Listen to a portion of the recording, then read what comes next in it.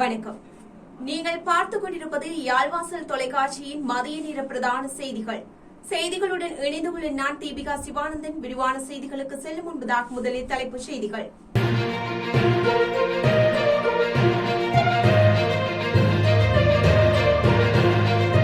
வீட்டிலிருந்து ஒருவர் மட்டுமே வெளியே செல்ல முடியும், ராணுவ தளபதி தெரிவிப்பு. கொரோனா வைரஸினால் உயிரிழந்தவர்களின் எண்ணிக்கை 6604 அதிகரிப்பு.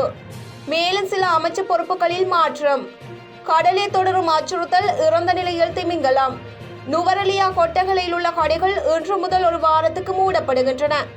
நடிகை மீரா மிதுன் ஜாமீன் கோரி மனு தாக்கல், சென்னை கோர்ட்டில் இன்று விசாரணை.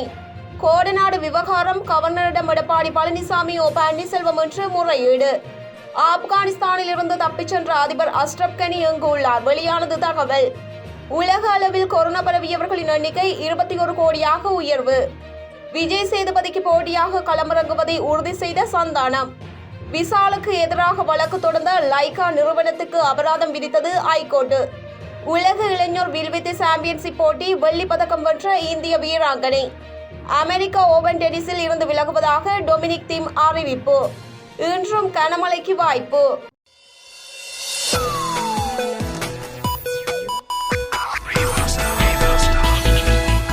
புதிய சுகாதார வழிகாட்டுதல்களுக்கு அமைவாக இன்றைய தினம் வீட்டிலிருந்து ஒருவர் மட்டுமே வெளியே செல்ல முடியும் என ராணுவ தளபதி சவேந்திர சில்வா தெரிவித்துள்ளார்.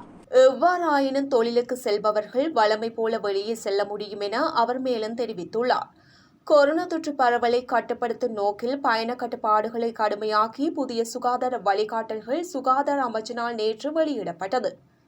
அதற்கமைய வணிக வளாகங்களுக்கு அதன் மொத்த வாடிக்கையாளர் திறனில் 25% மட்டுமே அனுமதி.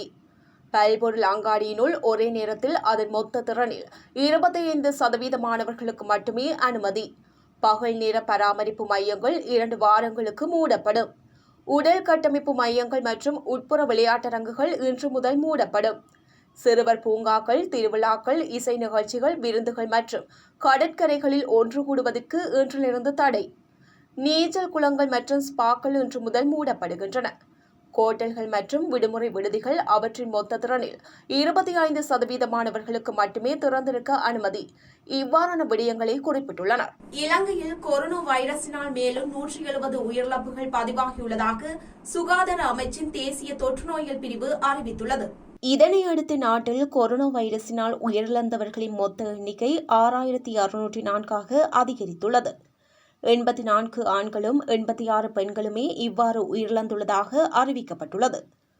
இதேவேளை நாட்டில் கடந்த 24 மணித்தியாலங்களில் மேலும் 3676 பேருக்கு கொரோனா வைரஸ் தொற்றுள்ளமை உறுதி செய்யப்பட்டுள்ளது. இதனையடுத்து இலங்கையில் கொரோனா வைரஸினால் பாதிக்கப்பட்டவர்களின் மொத்த எண்ணிக்கை 3,69,359 அதிகரித்துள்ளது.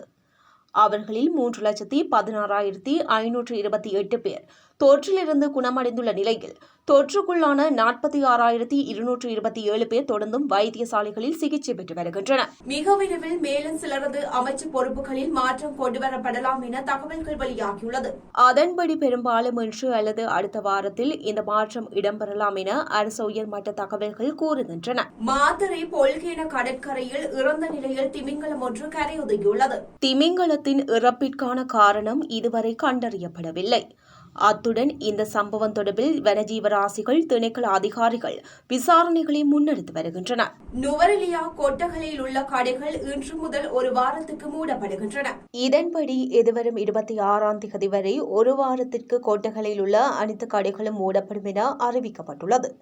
கோட்டகலையின் பெரும்பாலான பகுதிகளில் கொரோனா வைரஸ் தொற்றாளர்கள் அடையாளம் காணப்பட்டுள்ளமை மற்றும் நகரத்தில் பல கொரோனா இறப்புகள் பதிவாகியுள்ளமை ஆகியவைகளை கவனம் செலுத்தியே இந்த நடவடிக்கை மேற்கொள்ளப்பட்டுள்ளதாக கோட்டகலை பிரதேச சபை மற்றும் வர்த்தகர்கள் சங்கம் தெரிவித்துள்ளனர். மேலும் கொட்டகலை நகரத்தின் அனைத்து பகுதிகளையும் கிருமி நீக்கம் செய்து சுத்தம் செய்வதற்கு தீர்மானித்துள்ளதாக பிரதேச சபை குறிப்பிட்டுள்ளது.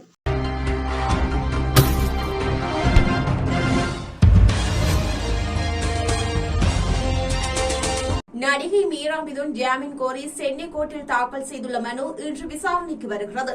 நடிகை மீரா மிதுன் தாழ்த்தப்பட்டவர்கள் பற்றி அவதூறு கருத்துக்களை யூடியூப்பில் வெளியிட்டதாக புகார் கூறப்பட்டுள்ளது. இது தொடர்பாக வழக்கு பதிவு செய்த சென்னை சைபர் கிரைம் போலீசார் மீரா மிதுன், அவரது நண்பர் சாம் அபிஷேக் ஆகியோரை கைது செய்து சிறையில் அடைத்துள்ளனர்.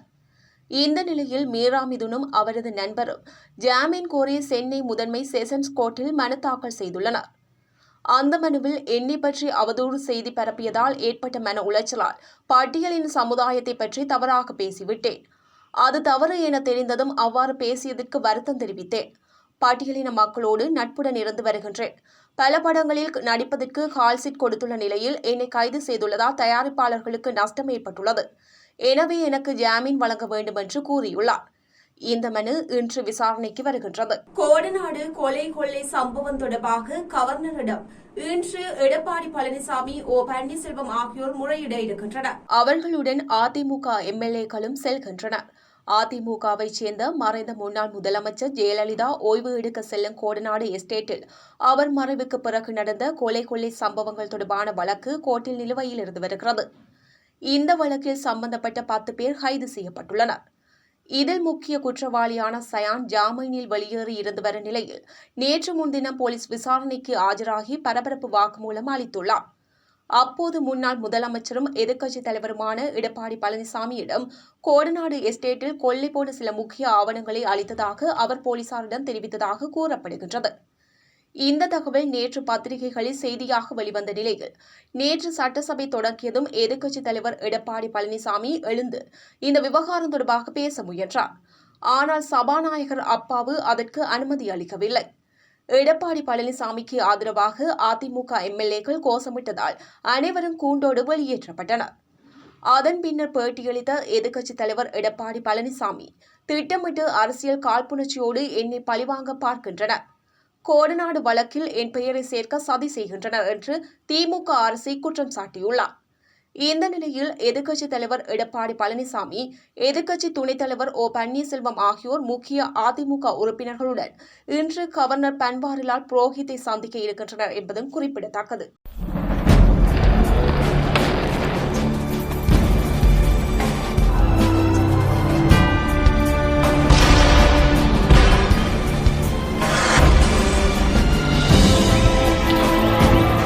ஆப்கானிஸ்தானில் இருந்து தப்பிச் சென்ற அஷ்ரப் கனி எந்த நாட்டில் உள்ளார் என தகவல்கள் வெளியாகியுள்ளது. ஆப்கானிஸ்தான் தலைநகர் காபூலில் தாலிபான் பயங்கரவாதிகள் நுழைந்ததும் அந்த நாட்டின் அதிபர் அஷ்ரப் கனி தனது பதவியை ராஜினாமா செய்துவிட்டு தனது குடும்பத்துடன் நாட்டை விட்டு தப்பியோடினார். அவர் மூட்டை மூட்டையாக பணத்தை எடுத்துக்கொண்டு ஹெலிகாப்டரில் தஜிகிஸ்தானுக்கு தப்பி சென்றதாக தகவல்கள் வெளியாகின. அதே சமயம் அவர் கயகஸ்தான் நாட்டுக்கு சென்றதாக மற்றொரு தரப்பு தகவல் தெரிவித்தன. மேலும் அவர் உஸ்பெகிஸ்தான் நாட்டிற்கு தப்பி சென்று விட்டதாக தகவல்கள் வெளியாகின. ஆனால் கயகஸ்தான், தஜிகிஸ்தான் மற்றும் உஸ்பெகிஸ்தான் ஆகிய 3 நாடுகளுமே அஷ்ரப் கனி தங்கள் நாட்டுக்கு வரவில்லை என அதிகாரப்பூர்வமாக அறிவித்தன. இந்த நிலையில் அஷ்ரப் கனி மற்றும் அவரது குடும்பத்தினர் தங்கள் நாட்டில் உள்ளதாக ஐக்கிய அரபு அமீரகம் அதிகாரப்பூர்வமாக தெரிவித்துள்ளது. ஆப்கானிஸ்தானில் இருந்து தப்பிச் சென்ற அஷ்ரப் கனி மற்றும் அவரது குடும்பத்தினருக்கு ஐக்கிய அரபு அமீரகம் அடைக்கலம் கொடுத்துள்ளது. மனிதாபிமான அடிப்படையில் அஷ்ரப் கனி மற்றும் அவரது குடும்ப உறுப்பினர்களுக்கு அடைக்கலம் கொடுக்கப்பட்டுள்ளதாக ஐக்கிய அரபு அமீரகத்தின் வெளியுறவுத்துறை அமைச்சகம் தெரிவித்துள்ளது. உலக அளவில் கொரோனா வைரஸ் பரவியவர்களின் எண்ணிக்கை 21 கோடியாக அதிகரித்துள்ளது. சீனாவின் வுகான் நகரில் 2019ஆம் ஆண்டு கொரோனா வைரஸ் கண்டுபிடிக்கப்பட்டது. தற்போது கொரோனா வைரஸ் 220 நாடுகள் பிரதேசங்களுக்கு பரவி வரும் பாதிப்பை ஏற்படுத்தி வருகிறது. கொரோனாவை கட்டுப்படுத்த தடுப்பூசி செலுத்தும் பணிகள் தீவிரமாக நடைபெற்று வரும் நிலையிலும் வைரஸ் பாதிப்பு தொடர்ந்தும் அதிகரித்து வருகிறது. இந்நிலையில் உலகம் முழுவதும் கொரோனா வைரஸ் பரவியவர்களின் மொத்த எண்ணிக்கை 21,55,865 அதிகரித்துள்ளது. வைரஸால் பாதிக்கப்பட்டவர்களில் 1,74,64,427 பேர் சிகிச்சை பெற்று வருகின்றனர்.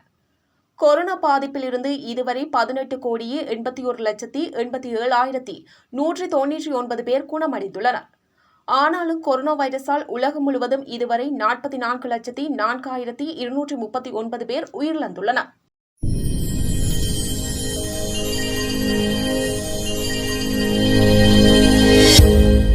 நகைச்சுவை நடிகராக இருந்து ஹீரோவாக உயர்ந்துள்ள சந்தானம் தற்போது நடித்து வரும் டிக்லோனா திரைப்படம் ரிலீஸ் திகதி அறிவிக்கப்பட்டுள்ளது. நடிகர் சந்தானம் 3 வேடங்களில் நடித்துள்ள படம் டிக்லோனா கார்த்திக் ஜோகி இயக்கியுள்ள இப்படத்தில் சந்தானத்துக்கு ஜோடியாக அனகா மற்றும் ஸ்ரீன் ஆகியோர் நடித்துள்ளார்கள். மேலும் சுழற்பந்து வீச்சாளர் ஹர்பஜன் சிங்கும் முக்கிய வேடத்தில் நடித்துள்ளார். இந்நிலையில் இப்படத்தின் ரிலீஸ் தேதியை படக்குழு அதிகாரப்பூர்வமாக அறிவித்துள்ளது. அதன்படி வருகின்ற செப்டம்பர் 10 விநாயக சதுர்த்தி அன்று இப்படம் நேரடியாக OTT தளத்தில் வெளியாகும் என தெரிவிக்கப்பட்டுள்ளது. நடிகர் சந்தானம் நடித்துள்ள படம் நேரடியாக OTTயில் வெளியாவது இதுவே முதன்முறை. அன்றைய தினம் டெல்லி பிரசாத் தீனதயாளன் இயக்கத்தில் விஜய் சேதுபதி நடித்துள்ள துக்ளக் தர்பார் படமும் வெளியிடப்பட உள்ளது. இப்படம் நேரடியாக தொலைக்காட்சியில் ஒளிபரப்பப்பட உள்ளதாக கூறப்படுகின்றது. விஜய் சேதுபதி சந்தானம் நடித்த படங்கள் ஒரே நாளில் ரிலீஸ் ஆவது இதுவே முதன்முறையாக இருக்கின்றது. நடிகர் விசால் தங்களிடம் வாங்கிய பணத்தை நோட்டீஸ் அனுப்பியும் திருப்பி தரவில்லை என லைகா நிறுவனம் மனுவில் குறிப்பிட்டுள்ளது. சென்னை ஐகோர்ட்டில் விசாலுக்கு எதிராக லைகா பட தயாரிப்பு நிறுவனம் வழக்கு தொடர்ந்திருந்தது. அந்நிறுவனம் தாக்கல் செய்துள்ள மனுவில் கூறியிருப்பதாவது: நடிகர் விசால் கடந்த 2016ஆம் ஆண்டு மருது பட தயாரிப்புக்காக மதுரை கோபுரம் பிலிம்ஸ் அன்புச்செழியனிடம் ரூபாய் 21.29 கோடி கடன் வாங்கியுள்ளார். அந்த கடனை திருப்பிச் செலுத்த முடியாததால் எங்களிடம் அந்த கடனை அடைக்க அணுகினார். அதன்படி நாங்கள் அந்த கடனை அடைத்துள்ளோம். இதற்காக கடந்த 2019ஆம் ஆண்டு செப்டம்பர் 21 எங்களுடன் நடிகர் விசால் ஒப்பந்தம் செய்துள்ளார். அதில் ரூபாய் 21.29 கோடிக்கு 30% வட்டியுடன் தவணை முறையில் செலுத்துவதாகவும், துப்பறிவாளன் 2 திரைப்படம் வெளியான பிறகு 2020ஆம் ஆண்டு மார்ச் மாதத்தில் 7 கோடியும் மீத தொகையை 2020ஆம் ஆண்டு டிசம்பர் மாதத்திற்குள்ளும் செலுத்திவிடுவதாக உறுதியளித்தார். இந்த வழக்கை நீதிபதி ஜெயச்சந்திரன் விசாரித்துள்ளார். பின்னர் நீதிபதி பிறப்பித்த உத்தரவில் துப்பறிவாளன் 2 திரைப்படம் வெளியாகும் சமயத்தில் வாங்கிய கடன் தொகையை திருப்பிக் கொடுப்பதாக விசால் கூறியுள்ளார். அதை லைகா நிறுவனமும் ஒப்புக்கொண்டுள்ளது. தற்போது துப்பறிவாளன் 2 திரைப்படம் வெளியாகவில்லை. படம் வெளியிடுவதற்கு முன்பே முழு தொகையையும் கோரி லைகா நிறுவனம் வழக்கு தொடர்ந்தது பொருந்தாதது. எனவே லைகா நிறுவனத்துக்கு வழக்கை 5 லட்சம் வழக்கு செலவு விதித்து தள்ளுபடி செய்கின்றேன் என்று உத்தரவிட்டுள்ளார்.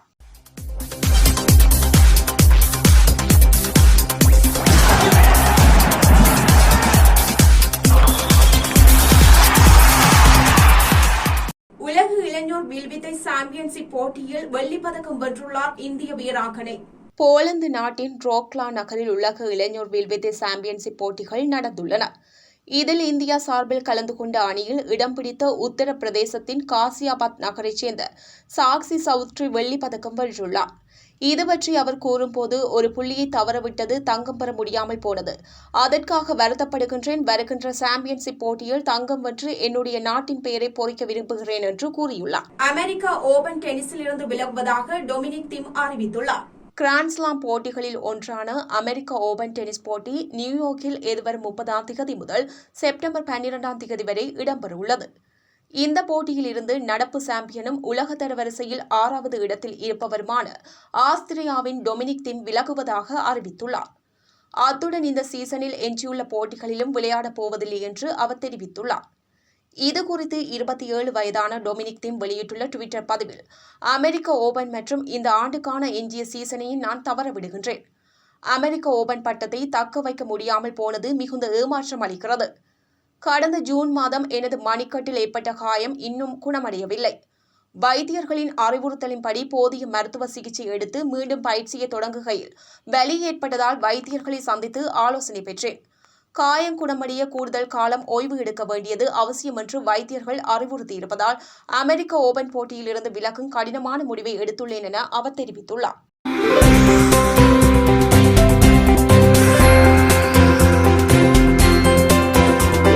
மேல் மற்றும் சப்ரகமுக மாகாணங்களிலும் காலி, மாத்தறை மற்றும் கண்டி, நுவரெலியா மாவட்டங்களிலும் அவ்வப்போது மழை பெய்யக்கூடிய சாத்தியம் காணப்படுகின்றது. இந்த பிரதேசங்களில் சில இடங்களில் 50 மில்லிமீட்டர் அளவான ஓரளவு பலத்த மழை வீழ்ச்சி எதிர்பார்க்கப்படுகின்றது. ஊவா மாகாணத்திலும் அம்பாறை மற்றும் மட்டக்களப்பு மாவட்டங்களிலும் சில இடங்களில் பிற்பகல் 2 மணிக்கு பின்னர் மழையோ அல்லது இடியுடன் கூடிய மழையோ பெய்யக்கூடிய சாத்தியம் காணப்படுகின்றது. வடக்கு மற்றும் வடமத்திய மாகாணங்களிலும் ஹம்பாந்தோட்டை மற்றும் திருகோணமலை மாவட்டங்களிலும் அவ்வப்போது மணித்தியாலத்திற்கு 40 தொடக்கம் 50 கிலோமீட்டர் வரை அதிகரித்த வேகத்தில் ஓரளவு பலத்த காற்று வீசக்கூடிய சாத்தியம் காணப்படுகின்றது. இடியுடன் கூடிய மழை பெய்யும் வேளைகளில் அப்பிரதேசங்களில் தற்காலிகமாக பலத்த காற்று வீசக்கூடும். மின்னல் தாக்கங்களினால் ஏற்படக்கூடிய பாதிப்புகளை குறைத்துக் கொள்ள தேவையான முன்னெச்சரிக்கை நடவடிக்கைகளை எடுத்துக் கொள்ளுமாறு பொதுமக்கள் அறிவுறுத்தப்படுகின்றனர். இத்துடன் யாழ்வாசல் தொலைக்காட்சியின் மதிய நேர பிரதான செய்திகள் நிறைவடைகின்றன. மீண்டும் இரவு நேர பிரதான செய்திகளை எதிர்பாருங்கள். வணக்கம்.